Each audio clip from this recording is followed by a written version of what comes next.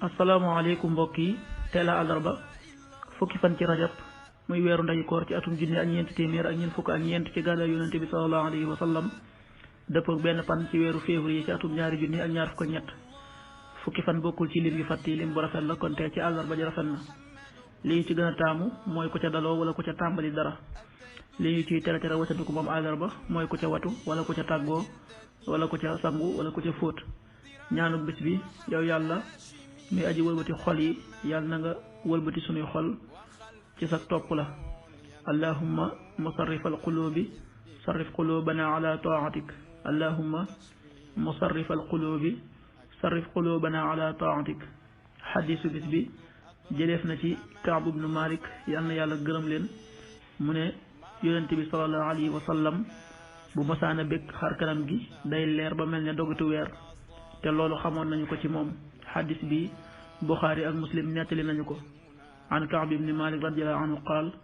kaana rasulullahi sallallahu alayhi wa sallam ida surra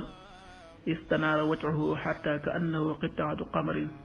wa kunna naarifu dalika minhu rawahu Buxaari wa Muslim. waxtu julli yi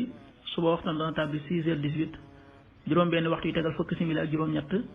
tisbaar 13h47 benn waxtu wu tegal ñeent fukki simili ak juróom ñaar takkusaan 16h47 ñeenti waxtu yu tegal ñeent fukki simili ak juróom ñaar timis 19h09 juróom ñaari waxtu yu tegal juróom ñeenti simili gee 20h20 juróom ñetti waxtu yu tegal ñaar fukki simili loolu mooy waxtu julli ci Touba ak li ko wër bu fekkee nekkoo Touba soo ko féetee penku ñaar fukk ak juróom-ñaari kilomètre ju ne wàññil benn simili soo ko féetee sowwu ñaar fukk ak juróom-ñaari kilomètre ju ne yokkal benn simili soo ko féetee gànnaar wala Saalum téeméeri kilomètre ju ne yokkal benn simili jant bi dana fenk 7h31 juróom-ñaari waxtu yu tegal fanweeri simili ak benn di so 19h05 juróom-ñaari waxtu yu tegal juróomi simili yàlla na nu yàlla nangul te nangul leen amin